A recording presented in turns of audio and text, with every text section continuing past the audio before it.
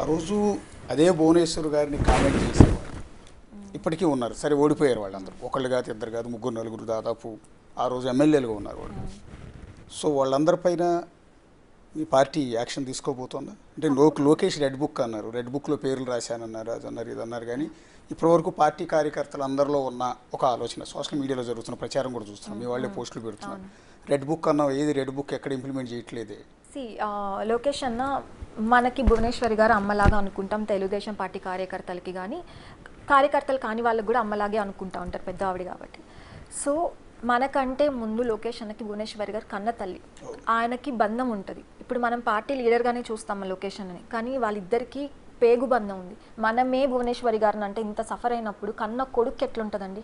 అదే లోకేష్ అన్న పాలిటిక్స్లో లేకుండా బయట వాళ్ళు ఎవరైనా సరే లోకేష్ అన్న పరిస్థితుల్లో ఉంటే అన్న వాళ్ళ పరిస్థితి ఎట్లుంటుంది? మనమే వెళ్ళి లాగి పెట్టి కొడతాం మన పిల్లలనన్నా మన అమ్మనంటే. అలాంటి లోకేష్ అన్న ఊరికే ఉంటారని నేను అనుకోను. దానికి లీగల్గానే యాక్షన్ తీసుకుంటారు, రెడ్ బుక్ ఓపెన్ చేస్తారు, ఆల్రెడీ స్టార్ట్ అయింది. మాది ప్రతీకార రాజకీయం ఉండదండి తెలుగుదేశం పార్టీలో, ఈగోయిస్టిక్ పాలిటిక్స్ కానీ కక్ష సాధింపు రాజకీయం కానీ ఉండదు. కానీ తప్పు చేసిన ప్రతి ఒక్కరికి శిక్ష పడాలి. రేపొద్దునే కన్న తల్లి లాంటి అమ్మనంటే ఎలా వదిలేయమంటారు? ఎందుకు వదిలేయాలి? తప్పు చేసిన వాళ్ళకి శిక్ష పడి తీరాలి. అదే రెడ్ బుక్. అధికారులు కూడా చాలామంది అధికార దుర్వినియోగానికి పాల్పడిన సందర్భాలు ఎన్నో ఉన్నాయి, పోలీస్ ఆఫీసర్స్ కానీ మిగిలిన క్యాడర్ కానీ మిగిలిన ఆఫీసర్స్ కానీ. సో దానిలో రెడ్ బుక్లో క్లియర్గా రాసుకున్నారు, ఖచ్చితంగా లీగల్గా యాక్షన్ తీసుకుంటారు. లీగల్గా యాక్షన్ తీసుకోవడానికి ప్రాసెస్ స్టార్ట్ అయింది. సో స్లోగా జరుగుతుందండి. ఇప్పుడే ఛార్జ్ తీసుకున్నారు, వచ్చి చాలా మంత్స్ కూడా కాలేదు, 1 month అయింది. సో కొంచెం టైం పడుతుంది. కొంతమందిలో ఆవేశం ఉండొచ్చు, ఇంకా టైం పడుతుంది ఎందుకు అని.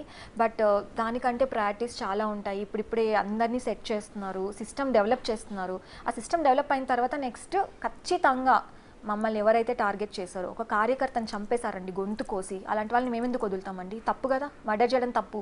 ఒక ఆడపిల్లని బూతు బొమ్మలు వేసి ఇట్లా ట్రోల్స్ చేయడం తప్పు కదా. అలాంటి వాళ్ళని మేమెందుకు వదిలేస్తామండి? వదిలేస్తే సమాజానికి మేమేం మెసేజ్ ఇచ్చినట్టు? విచ్చలవిడిగా తిరగని మెసేజ్ ఇచ్చినట్టు. అలాంటి మా ప్రభుత్వాల్లో జరగవు. నిన్నలే మొన్న మన హోమ్ మినిస్టర్ వంగల్పూడి అనిత గారు ఒక అమ్మాయి పైన రేప్ జరిగితే అక్కడికి వెళ్ళిపోయారు, వెంటనే చిటికలో వెళ్ళిపోయి ఆ ఫ్యామిలీకి భరోసా కల్పించారు. చేసిన నిందితుల్ని ఖచ్చితంగా కఠినమైన శిక్షలు పడాలని చెప్పారు. మా ప్రభుత్వం ఇలాగే పనిచేయబోతుంది, 5 ఏళ్ళు ఇలాగే పనిచేయబోతుంది. ఖచ్చితంగా వచ్చే నెక్స్ట్ టర్మ్లో కూడా ఇలాగే పనిచేయబోతుంది. వైఎస్ఆర్ కాంగ్రెస్ పార్టీలో పర్టికులర్గా వీళ్ళు మా హిట్ లిస్ట్లో ఉందా పేర్లు? ఎవరికైనా వార్నింగ్ ఇవ్వదలుచుకున్నారా? First hit list Kodali Nani. ఎందుకంటే బూత్ చరిత్రని స్టార్ట్ చేసింది ఆంధ్ర రాష్ట్ర రాజకీయంలో కొడాలి నాని.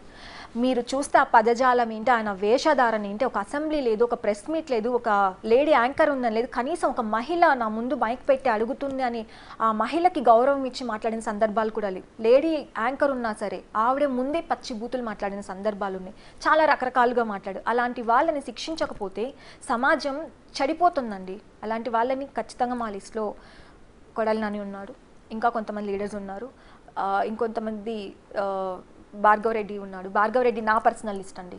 భార్గవ్ రెడ్డిని నేను అస్సలు వదిలిపెట్టాను. సజ్జల్ భార్గవ్ రెడ్డిని నేను ఎవరు వదిలినా నేనైతే వదిలిపెట్టనండి. ఎందుకంటే ఏ సంబంధం లేని నా తల్లిని అవమానించాడు, నా తల్లి అవమానానికి కారణం దగ్గరుండి చేయించాడండి మా మమ్మీని ట్రోల్ వాడు. సో భార్గవ్ రెడ్డిని నేను వదిలిపెట్టాను.